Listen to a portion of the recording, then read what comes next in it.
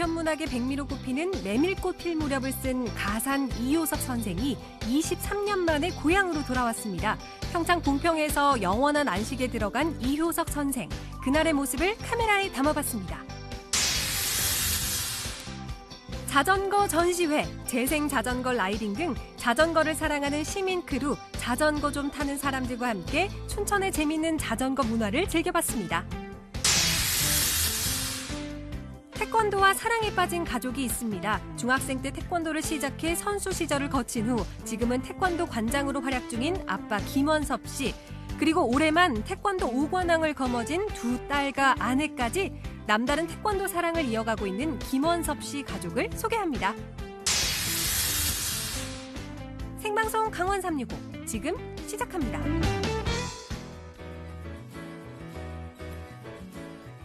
안녕하세요. 11월 29일 월요일 생방송 강원 365 광명수입니다.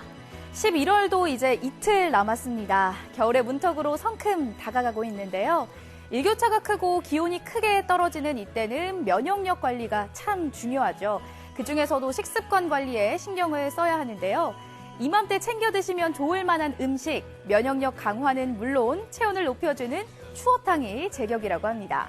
위장을 튼튼하게 하는 대추와 소화를 돕는 무, 비타민이 풍부해 감기 예방에 탁월한 단호박도 초겨울 면역력을 높이는 좋은 식재료들이라고 하니까요. 제철 재료와 따뜻한 성질의 음식들로 초겨울 건강 챙겨보시기 바랍니다. 이번 주는 김용석 아나운서의 휴가로 인해서 혼자 진행하게 되었는데요. 시청자 여러분들의 따뜻한 관심과 시청 부탁드리겠습니다.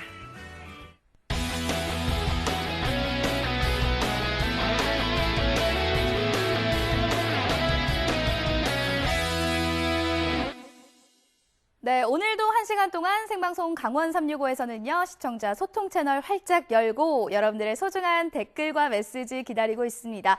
먼저 카카오톡 앱에 접속해 주시고요. 검색창에 강원 365 입력해 주시면 채널 추가하실 수 있거든요. 친구 추가해 주시고 시청 소감과 사연들 편하게 남겨주세요. 그리고 생방송 강원 365는요, 유튜브로도 함께 하실 수 있습니다. 현재 실시간 라이브가 진행 중이니까요. 댓글로도 소통 많이 해주세요. 자, 그리고 오늘은 월요일이죠. 특별한 미션이 있는 날입니다.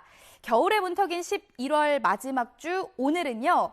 초겨울로 삼행시 주제를 정해봤거든요. 초겨울로 삼행시 지어서 보내주시면요. 저희 오늘 한 분 선정해서 가정용 믹서기 보내드릴게요. 자, 그럼 첫 번째 소식 만나보도록 하겠습니다. 첫 소식은 평창으로 떠나볼 텐데요. 평창 하면 떠오르는 소설, 바로 메밀꽃 필 무렵이죠. 한국 단편 소설의 수작으로 손꼽히는 메밀꽃 필 무렵의 작가 이효석 선생의 묘소가 파주에 있었다는 사실 혹시 알고 계셨나요? 오랜 기간 연고가 없는 파주에 안장되었다가 지난 19일 드디어 고향 평창으로 돌아오게 됐습니다. 이효석 선생이 고향으로 돌아오던 날, 그 역사적인 현장으로 함께 떠나보시죠. 찬바람이 옷깃을 스치는 계절. 지영욱 리포터가 책을 읽으며 감성에 흠뻑 빠져 있는데요. 산허리는 온통 메밀밭이어서 피기 시작한 꽃이 소금을 뿌린 듯이 흐뭇한 달빛에 숨이 막힐 지경이다.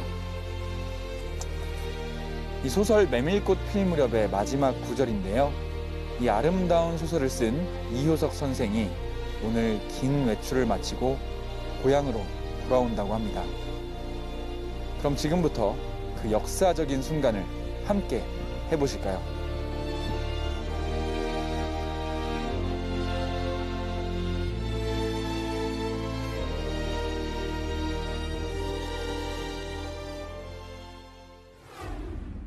평창군 봉평면 창동리에 자리 잡은 이효석 문학관. 선생을 맞이하기 전에 이곳에 먼저 들른 이유가 있는데요. 유필 원고와 사진, 잡지, 초간본 등 다양한 자료들을 통해 선생의 삶과 작품 세계를 들여다볼 수 있는 공간이기 때문입니다. 이효석 선생에 대해 더 자세히 알고 싶어서 이효석 문학관을 찾아왔는데요. 이곳에 이효석 선생의 생애와 문학 세계를 살펴볼 수 있도록 잘 꾸며놨다고 합니다. 전시 공간 둘러보러 함께 가보실게요.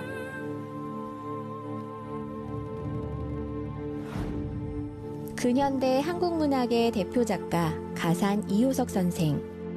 1930년대 문단에서 가장 참신한 언어 감각과 기교를 겸비한 작가라는 평을 받고 있는데요.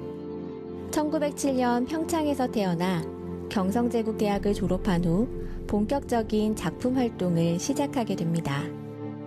초년 작가 시절 노령근해와 같은 정치적 경향이 짙은 작품을 발표하다가 서정의 세계로 들어서면서 순수문학의 진수를 느낄 수 있는 메밀꽃 필무렵이 탄생하게 되는데요. 고향의 산천을 무대로 향토적 정서가 짙게 표현된 그의 대표작 메밀꽃 필무렵은 한국 문학사의 한 획을 그은 수작으로 남았습니다. 이효석 선생이 어떤 분이셨는지 한번 쭉 둘러봤는데요. 네. 오늘 평창에 네. 주민들이 굉장히 염원하던 네. 아주 반가운 일이 있다고 들었습니다. 예, 혹시 어떤 일인가요? 당시 아버지가 진부 면장으로 계셨어요. 그래서 진부의 농골에다가 이제 안장을 했는데 영동 고속도로가 나면서 헐리게 됩니다. 그래서 파주 동화경묘공원 연고가 없는 곳이죠. 네. 그래 1998년에 그쪽으로 옮겨가시게 돼요. 오늘 드디어 23년 만에 오늘 이효석 선생님 부부 유택이 이곳 봉평으로 오게 됩니다. 고향으로 오시는 거죠. 메밀꽃 필 무렵을 비롯해 70여 편의 작품을 남긴 이효석 선생.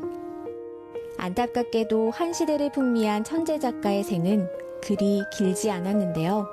1942년 36세의 젊은 나이로 평양에서 눈을 감은 뒤 평창군 진부면 하진부리 논골에 안장되었다가 영동고속도로 건설과 확장으로 논골에서 용평, 용평에서 다시 연고가 없는 파주로 옮겨지게 됩니다. 그렇게 고향을 떠난 지 23년이란 시간이 흘러 드디어 부부가 함께 돌아오게 된 건데요. 소설 메밀꽃 필 무렵을 배경으로 조성한 문학공간 효석 달빛 언덕에서 편안한 안식을 취하게 된 이효석 선생. 소설 속 장돌뱅이 허생원처럼 서울로 유학을 떠나면서 시작된 타향살이가 드디어 긴 마침표를 찍게 되었습니다. 자, 드디어 이효석 선생의 유해가 23년 만에 고향 평창으로 돌아와 이곳 생가 뒤편에 위치한 효석 달빛 언덕에 편안하게 자리하셨는데요. 지금 바로 만나뵈러 올라가 보도록 하겠습니다. 함께 가보시죠. 이효석 선생이 고향 평창으로 돌아오는 기쁜 날. 누구보다 오늘을 간절히 바라고 염원했던 주민들의 진심 어린 환영 속에 효석 달빛 언덕에서는 이전식이 진행 중인데요. 모든 것은 제자리에 있을 때 더 가치가 있고 아름답다는 얘기가 있죠. 오랜 세월이 흘러 비로소 제자리를 찾은 이효석 선생이 편안하게 안식을 취할 수 있도록 예를 다해 봉분을 쌓고 다지고 떼장을 입히고 정성을 다합니다. 23년 만에 고향으로 돌아오시기까지 과정이 순탄치만은 않았을 것 같은데 우리 추진위원장님으로서 어떤 계기로 이렇게 이장을 추진하시게 됐는지 또 어려운 점은 없으셨는지. 파주 동학경모공원에 제가 한번 간 적이 있었어요. 네.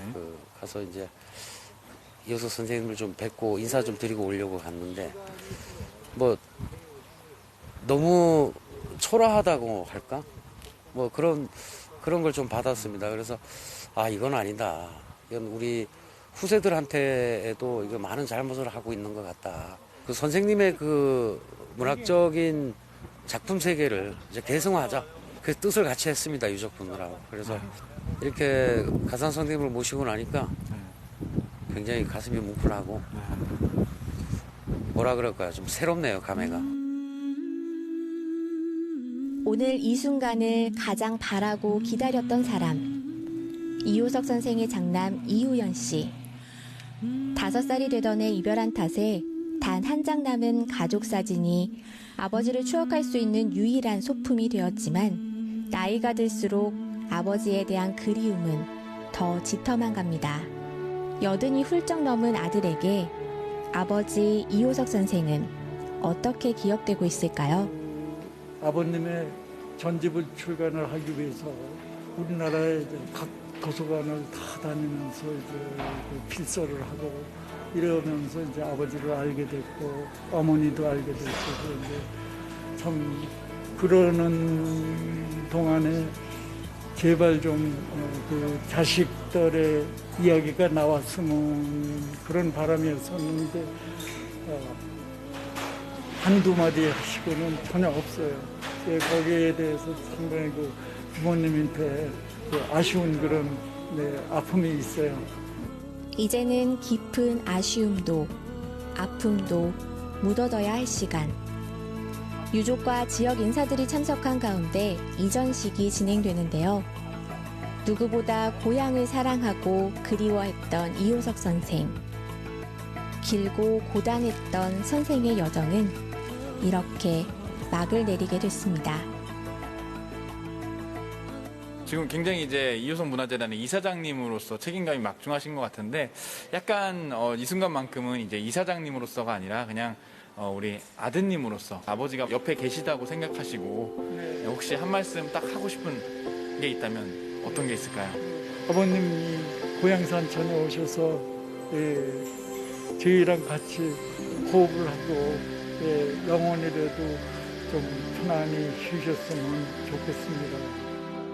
소설 메밀꽃 필 무렵에서 애틋한 부자의 정을 나누던 허생원과 동희처럼 이효석 선생도 아들과 함께 고향으로 돌아왔습니다. 그리고 이어지는 추모식. 선생이 평창으로 돌아온 뜻깊은 날을 기념하는 행사가 마련됐는데요. 생전에 즐겨 들었던 슈베르트의 가곡 보리수가 효석 달빛 언덕에 가득 울려 퍼지고 모두가 한마음으로 이 아름다운 노래가 하늘에 있는 선생에게 닿기를 바라봅니다. 이런 이효석 선생님의 생가에서 이렇게 연주를 할 수 있게 되어서 되게 크나큰 영광이라고 생각하고요.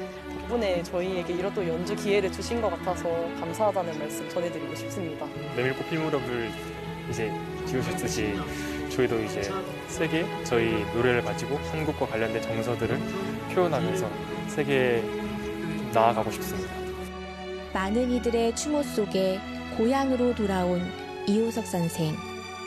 가족이 있고 그를 기억하고 사랑하는 이들이 있는 평창에서 평안히 잠들길 바랍니다. 대한민국 문학계의 큰별 이효석 선생이 고향을 떠난 지 무려 23년 만에 많은 분들의 염원과 노력으로 제자리에 돌아왔습니다. 비록 이효석 선생은 짧은 생을 살다 가셨지만 그의 꿈과 문학 정신은 오늘 평창에서부터 널리 퍼져나가리라 믿습니다. 현대문학의 대가 가산 이효석 선생. 새하얀 메밀꽃이 흐드러지게 피는 평창에서 그의 삶과 문학은 계속됩니다. 네, 23년 만에 파주에서 고향 평창으로 돌아온 이효석 선생의 이야기 만나보셨습니다. 1942년 작고 후 여러 곳을 떠돌았지만 늦게라도 고향으로 돌아오게 돼서 정말 다행이라는 생각이 들었고요. 이효석 선생이 봉평에 있는 이효석 문화예술촌에서 영원한 안식을 취하게 된 만큼 메밀꽃 필 무렵 이효석 선생의 고장으로서의 평창이 앞으로 명실상부한 문학도시로 거듭나길 기대해 보겠습니다. 자, 계속해서 저희는 삼행시 받고 있습니다. 오늘의 주제는 초겨울인데요. 초겨울로 삼행시 지어서 카카오톡으로 보내주시면요. 저희 오늘도 한 분 선정해서 믹서기 보내드릴게요. 자, 다음 소식 만나보도록 하겠습니다. 춘천에서는 방치되거나 망가진 자전거를 사용해 재생 자전거 실험 프로젝트를 진행했습니다. 이 자전거 코스 개발은 물론 자전거를 타며 환경 개선까지 노력했다고 하는데요. 자전거를 사랑하는 사람들의 이야기 지금 함께 만나보시죠. 자전거 수리가 한창 이루어지고 있는 이곳은 어딜까요? 평범한 수리점이 아닌 자전거 병원이 있는 곳. 전시가 열리고 있는 어느 갤러리입니다. 춘천의 자전거, 그리고 자전거 좀 타는 사람들의 이야기를 지금 만나봅니다.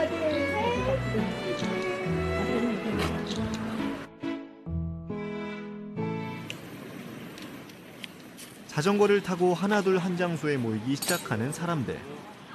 언뜻 봐도 자전거를 향한 사랑이 보이는 첫 번째 팀. 저희 물고기 자전거 팀은 잘 알지 못하는 자전거 길을 저희들이 개발해서 춘천 시민과 춘천을 방문하는 분들에게 춘천의 자전거길을 소개하고 싶어서 만들어진 팀입니다. 체육교사 어형종 선생님이 멘토로 나선 물고기 자전거팀은 7명의 시민 크루가 함께하고 있습니다. 눈에 띄게 알록달록한 자전거들. 사실 이 자전거들은 헌 자전거의 색다른 변신인데요. 방치됐던 자전거를 고친 뒤 직접 타보며 안정성을 확인한다고 합니다. 그런데 도대체 이런 일은 왜 하는 걸까요? 이 프로젝트는 처음부터 끝까지 다 시민분들이 직접 기획을 하고 또 실행도 다 하는 프로젝트예요. 저희 춘천시가 이번 연도에 문화도시로 지정이 됐어요. 그래서 좀 일상에서 가까이 문화를 접할 수 있는 환경을 구축하는 것을 목표로 하고 있는데요. 자전거를 중심으로 해서 즐거운 도시 문화를 만들어 가자. 프로젝트들을 통해서 그런 좀 긍정적인 에너지가 계속 쌓이고 또 이게 도시 곳곳에 퍼져서 여기서 내려가서 오른쪽으로 올라가서 길을 건너서 오늘 라이딩은 춘천의 문화재를 주제로 한 코스입니다. 멘토님의 친절한 설명과 함께 춘천을 한 바퀴 크게 돌아보며 여행하는 기회까지. 참 알찬 프로젝트입니다. 물고기 자전거 화이팅! 재생 자전거 저희도 한번 타봐야겠죠?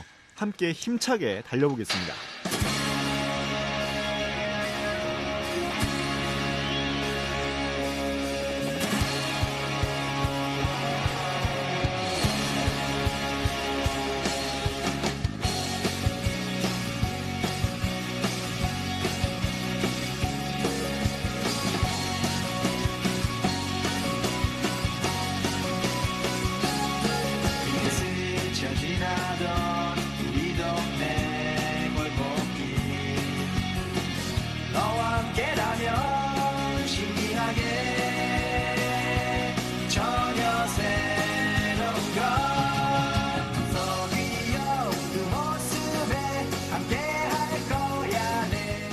익숙한 도시를 새롭게 만드는 물고기 자전거의 이야기였습니다.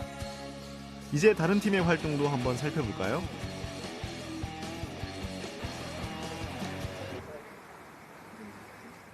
이 팀은 우리가 흔히 아는 타는 자전거 대신 눈으로 보는 자전거를 준비했습니다.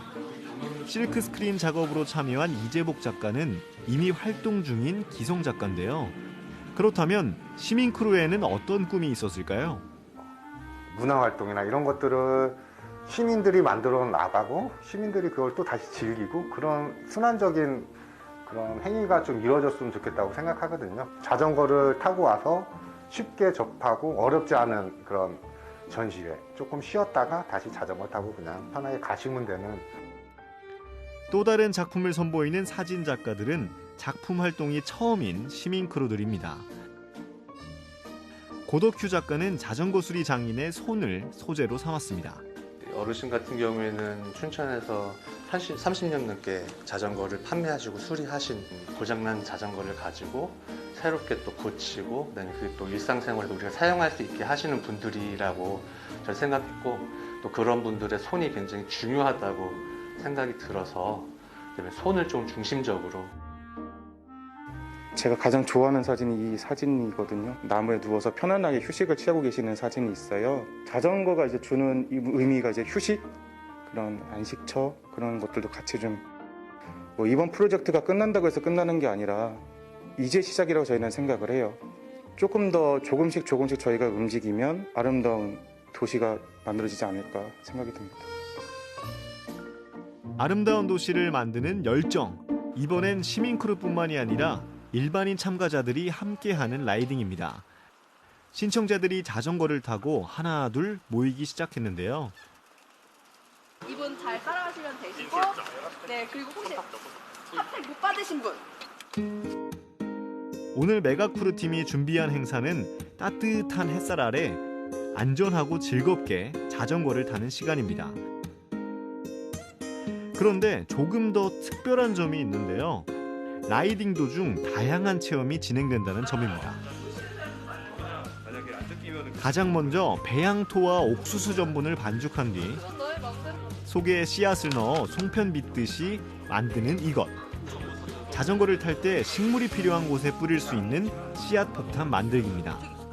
네, 이제 뿌려진 씨앗들은 한 달에서 2달 정도의 사이를 가지고 완개하게 될 예정입니다.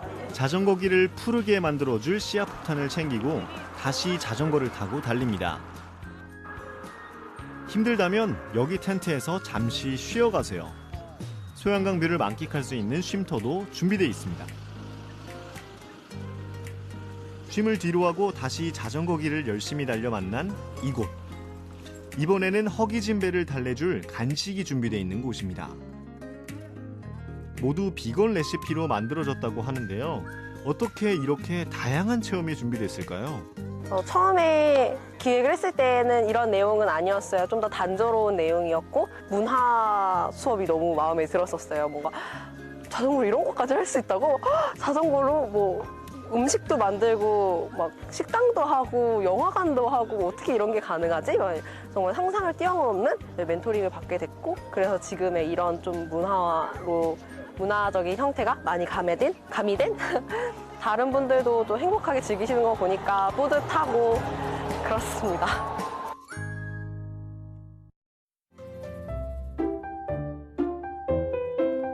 하루 시작을 자전거로 시작해서 자전거로 끝내는 시민 크루들. 라이딩 코스를 마친 물고기 자전거 팀이 어두워진 길을 뒤로 하고 출발 지점으로 되돌아옵니다. 1시간이 조금 넘게 걸린 라이딩이었지만 물고기 자전거 크루들은 아직도 즐거워 보이는데요. 자전거 시민 크루로 달려본 소감 한번 들어봐야겠죠? 혼자 타는 것보다 여럿이 탈 때는 합동심을 기르고 훨씬 더 좋습니다. 크루 활동을 하면서 젊으신 분들하고 자전거 타니까 많이 배웠고요. 아주 너무 좋았습니다. 좋은 추억으로 드리겠습니다. 오늘도 춘천시를 밝게 비추는 자전거 불빛들. 밤이 지나고 아침이 밝으면 라이딩은 또다시 시작됩니다. 자전거 좀 타는 사람들, 시민 크루들의 자전거 사랑을 진심으로 응원합니다.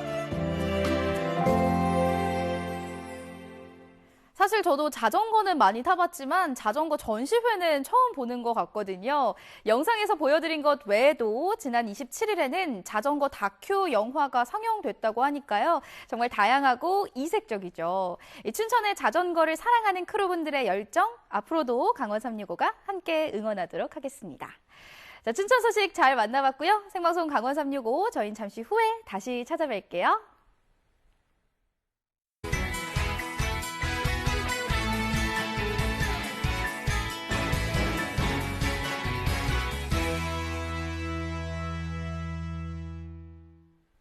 네, 생방송 강원 365와 함께하고 계신 지금 시각은 6시 24분 지나고 있습니다. 저희는 계속해서 실시간 소통 채널을 통해서 여러분들의 댓글과 메시지 기다리고 있습니다. 카카오톡에서 강원 365 검색하셔서 친구 추가하시고요. 시청 소감과 사연 편하게 남겨주시고요. 유튜브 실시간 스트리밍도 진행 중입니다. 시청하시면서 남기고 싶은 말씀 있으시면 함께 남겨주세요. 그리고 삼행시 미션도 계속되고 있습니다. 오늘 주제는 초겨울인데요. 초겨울로 삼행시 지어서 카카오톡을 통해서 보내주시면 오늘도 한 분 선정해서 가정용 믹서기 보내드릴게요. 다음 소식 만나보도록 하겠습니다. 전국은 지금 오늘은 포항으로 가볼 텐데요. 이 위드 코로나 시대를 맞이하면서 그동안 잠자고 있었던 이 각종 행사들이 기지개를 펴고 있습니다. 2년 만에 열리는 포항국제 불빛축제도 그중 하나인데요. 포항 바다의 밤하늘을 화려하게 수놓은 불빛의 향연, 지금부터 함께 감상해 보시죠.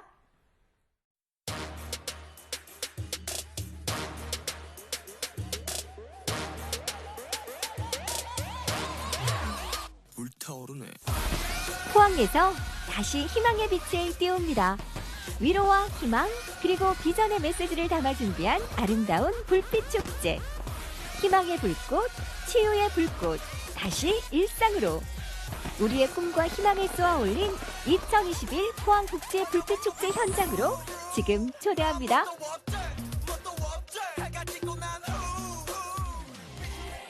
해가 지기 시작한 영일대 해수욕장. 코로나로 인해 2년 만에 열리는 불빛축제의 현장인데요. 방역수칙을 지키기 위해 사전 예약한 500명만 개막식 관람존으로 안전하게 입장. 우리 모두 이런 축제의 현장 너무너무 그리웠죠. 네, 너무 좋아요. 이 밖에 나오고 날씨도 좋고 아들하고 나오니까 더 너무너무 좋으네요. 아이들 때문에 코로나 시국이어서 많이 못 다녔거든요. 많이 못 다녔는데 오래간만에 이렇게 가족들끼리 맛있는 것도 먹고 사진도 찍고 하다 보니까 너무너무 좋은 것 같아요. 올해로 벌써 17회를 맞이하는 포항국제 불빛축제. 반짝반짝 불 켜진 조형물들이 축제를 실감나게 하는데요. 코로나 시기를 거치며 다시 시작하는 축제를 위해 많은 고민들이 있었겠죠. 올해 축제는 어떤 점들이 달라졌을까요? 기존에 있던 불빛축제 같은 경우는 이제 온라인으로 진행되는 컨텐츠는 아예 없었습니다. 그래서 오프라인으로만 반드시 참여를 했어야 되는데 이번에 포항국제불빛축제는 그 뉴노멀 시대에 맞게 온라인과 오프라인을 결합해서 하이브리드 형태로 진행을 하게 됐습니다. 그래서 메타버스 포항이라는 새로운 플랫폼을 제작하였고요. 또한 유튜브 스트리밍을 통해서도 축제를 집안에서 편안하게 만나보실 수 있게 준비를 했습니다. 뉴 노멀 시대에 발맞춰 다양한 온라인 채널을 통해 어디에서나 편안하게 축제를 감상할 수 있었는데요. 특히 메타버스 포항을 통해 모바일로도 행사장 곳곳을 실감나게 즐길 수 있었습니다. 우와, 정말 신기하죠?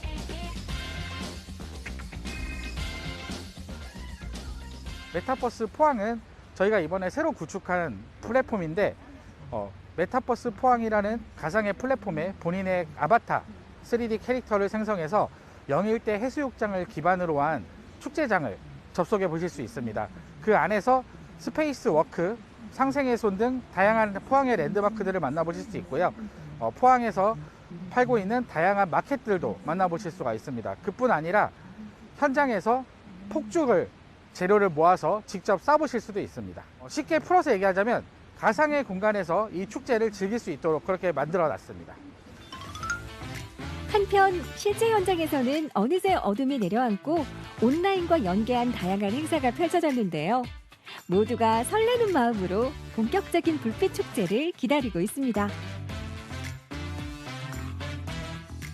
2021 포항국제 불빛축제 개막식을 시작하겠습니다. 올해 불빛 축제의 또 한 가지 특징, 깜빡깜빡 저 작은 불빛 보이시나요? 저 드론을 활용한 불빛쇼가 예정되어 있다고요. 올해 포항국제불빛축제에서 최초로 선보이는 불꽃 드론쇼는 300여 대의 드론에 불꽃을 달아서 드론의 단순한 라이트쇼의 빛뿐만 LED 빛뿐만 아니라 불꽃을 포함한 연출을 진행하게 됩니다. 이 진행 내용에는 저희가 앞으로 코로나의 지금 힘든 일상을 벗어나서 다시 희망찬 일상으로 돌아가자는 내용을 담고 있습니다.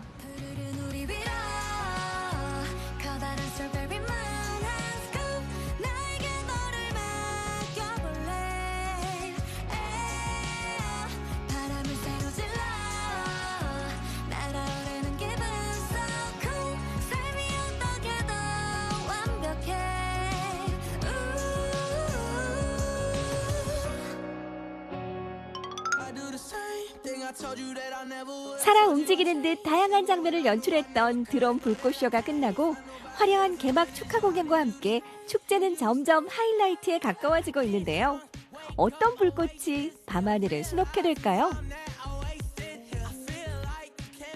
여러분 큰 박수와 함께 밤하늘을 수놓은 불꽃쇼 지금부터 함께 보시죠. 박수 부탁드리겠습니다. 마침내 시작된 2021 포항국제 불빛축제의 하이라이트 불꽃쇼의 아름다운 순간들을 함께 감상하실까요?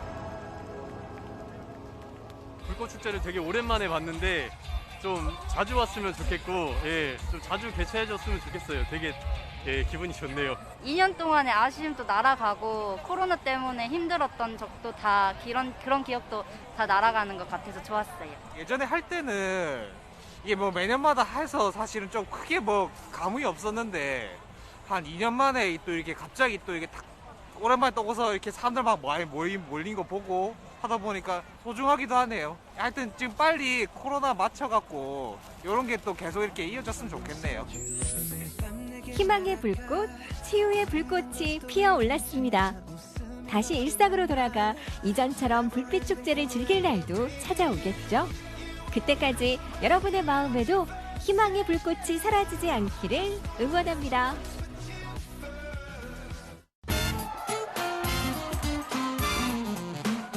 우리 아들 혜이랑 웅준아, 날씨가 추워지는데 군 복무 많이 힘들 거야. 엄마가 이번에 휴가 나왔을 때 같이 오래 못 있어서 너무 미안하고 다음에는 함께 산에도 같이 오자. 사랑한다. 강원 도민의 365일 강원 365가 함께합니다. 언제나 강원 도민과 365일 함께하는 강원 365입니다. 네, 처음 만난 누군가와 같은 취미를 갖고 있다면 어떨까요? 아무래도 공통 관심사가 있으면 대화부터 잘 통하지 않을까 싶은데요. 그런데 그 상대가 바로 가족이라면 말 그대로 금상첨화겠죠. 오늘은 같은 취미를 즐기고 있는 유쾌하고 건강한 가족의 이야기입니다. 강릉으로 함께 떠나보시죠. 아닌 밤중에 홍두깨라더니 아니죠. 훤한 대낮에 웬 품새 자랑일까요? 오늘은 우리나라 전통 무술인 태권도와 사랑에 빠진 분들을 만나러 왔습니다. 저도 대한민국 국민으로서 태권도 사랑만큼은 빠지지가 않는데요. 과연 어떤 분들이 기다리고 있을지 지금부터 저와 함께 만나러 가보시죠. 오늘은 태권도 가족을 만나러 갑니다. 태권도에 대한 애정이 넘치는 분들 지금 만나러 왔습니다. 관장님 안녕하세요. 안녕하세요. 네. 관장님 태권도를 정말 엄청 사랑하신다고 들었는데 이 태권도와의 인연은 언제부터셨나요? 제가 중학교 때부터 시작해서 지금 한 30년 정도 한 것 같습니다.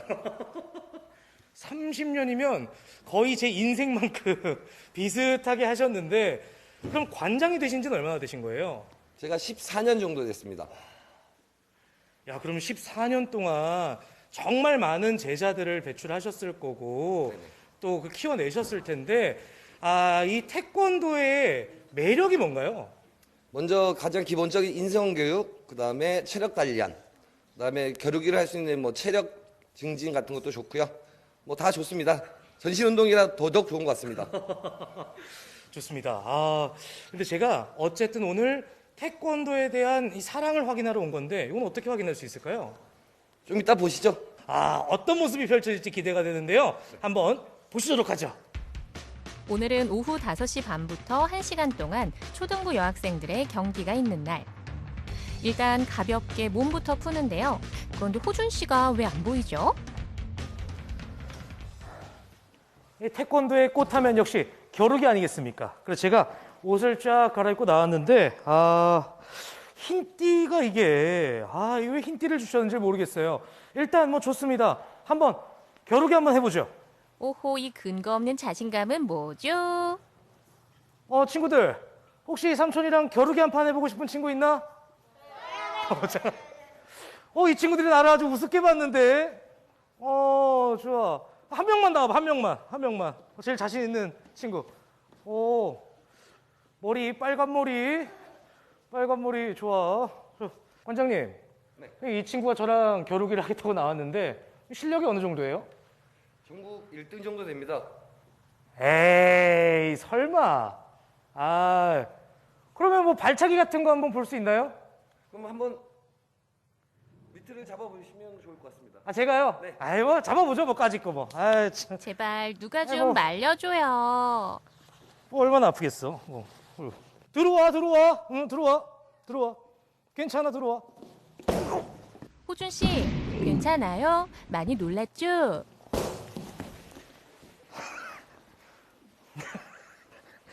오케이. 실력 파악됐고. 차렷, 경례. 준비. 어이! 시작. 오. 오케이. 잠깐만. 아유, 준비가 덜 돼가지고. 오케이. 단 2번의 금빛 발차기만 해.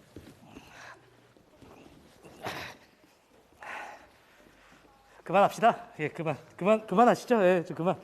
차렷 경례 악수. 잘하네. 잘하네. 실력자.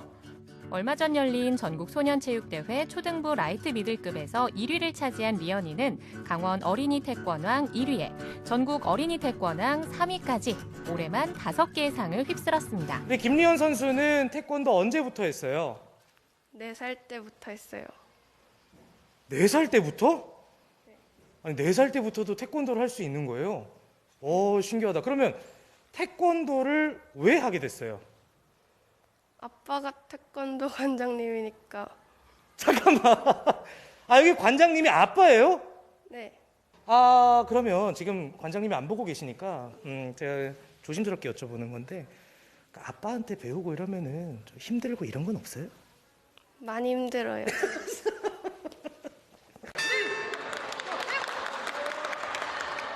지난 9월 말 태백에서 열린 전국 소년체육대회에 참가해 강력한 우승 후보였던 서울 이수초 김세린 선수를 꺾고 1위를 차지한 비결 역시 그동안 아빠와 꾸준히 해왔던 연습 덕분인 건 부인할 수 없습니다. 아니, 그렇게 큰 대회 나가고 이러면 떨리지 않아요? 많이 떨려요. 대회가 떨려요? 지금 인터뷰가 떨려요? 지금 인터뷰가.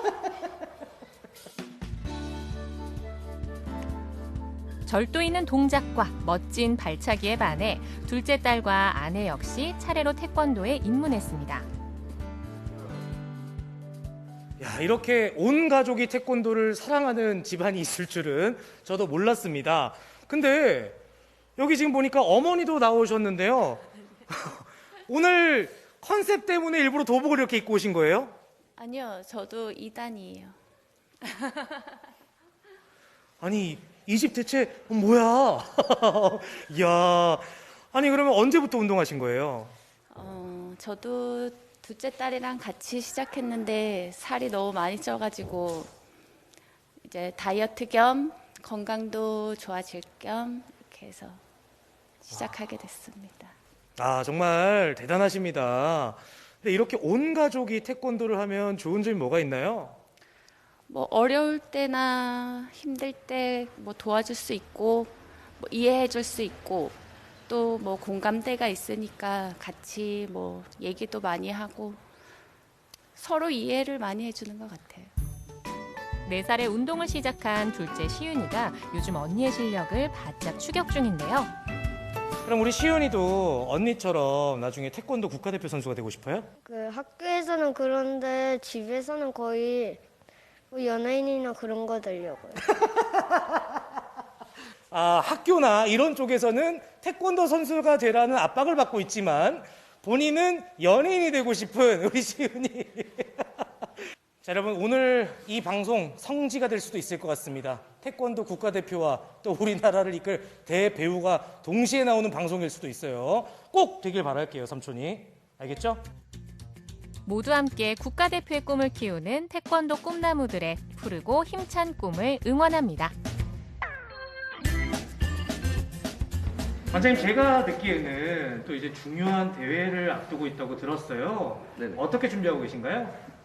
평소대로 실전처럼 그냥 열심히 계속 겨루기 연습하고 있습니다. 우리 두 딸들이 태권도를 너무나도 사랑하고 있습니다. 우리 두 따님에게 한 말씀 부탁드릴게요. 네, 이대로 그냥 반듯하게만 커졌으면 좋겠습니다. 아빠한테 배운 대로 운동도 열심히 하고 정직하고 솔직하게 뭐든지 다 잘했으면 좋겠습니다. 아빠 마음입니다. 우리나라 고유의 무술인 태권도와 사랑에 빠진 이 가족의 금빛 발차기가 앞으로도 계속되길 바랍니다. 네, 김원섭 씨 가족의 각별한 태권도 사랑 잘 만나봤습니다.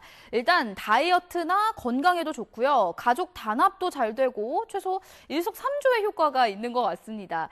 이 가족들뿐만 아니라 조카들까지 태권도에 입문시켰을 정도로 태권도에 대한 관장님의 애정이 정말 대단하신데요. 앞으로도 그 사랑 변치 마시고요. 자랑스러운 우리 태권도를 더 많은 이들과 함께 해주시길 기대하겠습니다.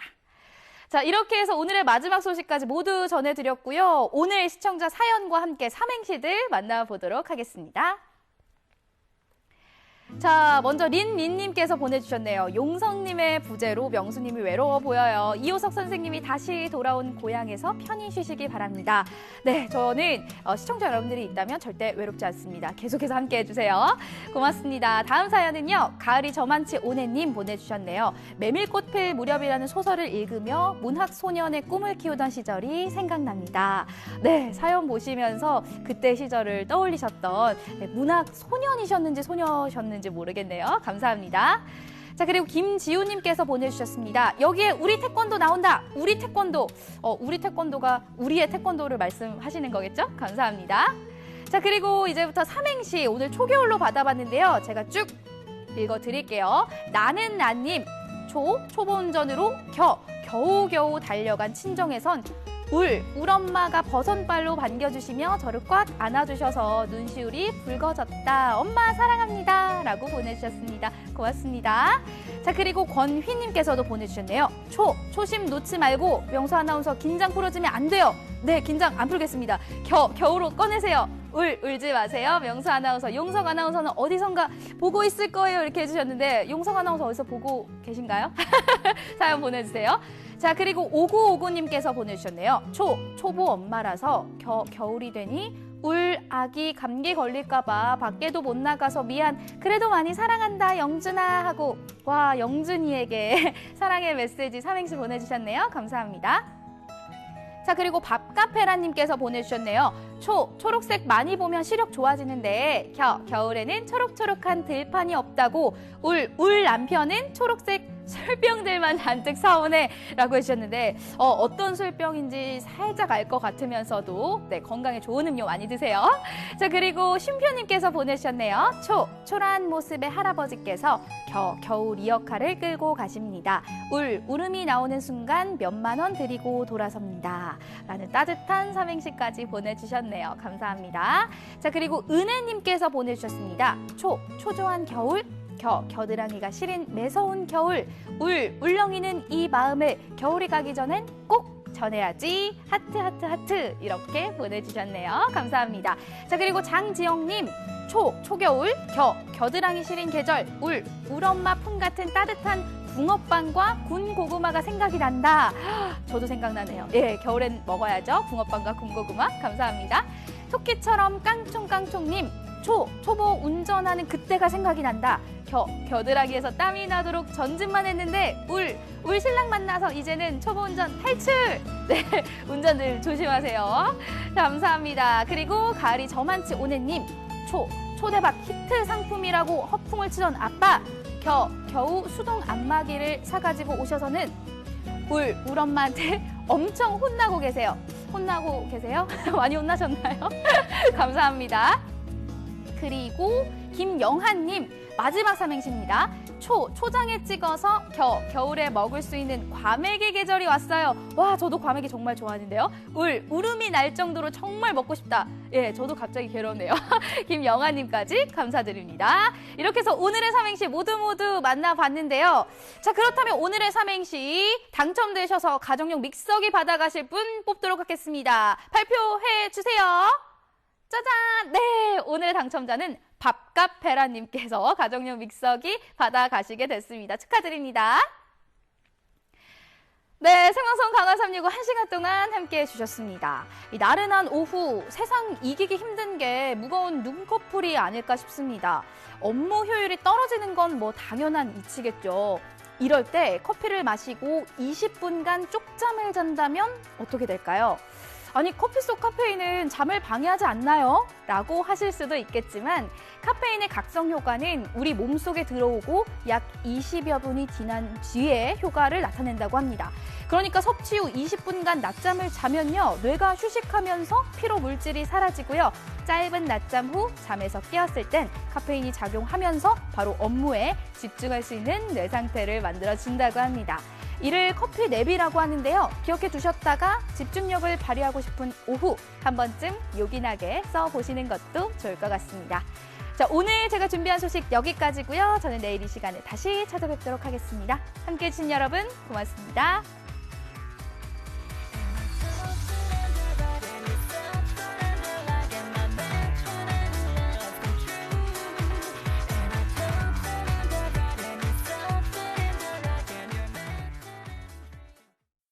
이 프로그램에 참여해주신 분들께는 주식회사 한일전기에서 가정용 전자제품을 드립니다.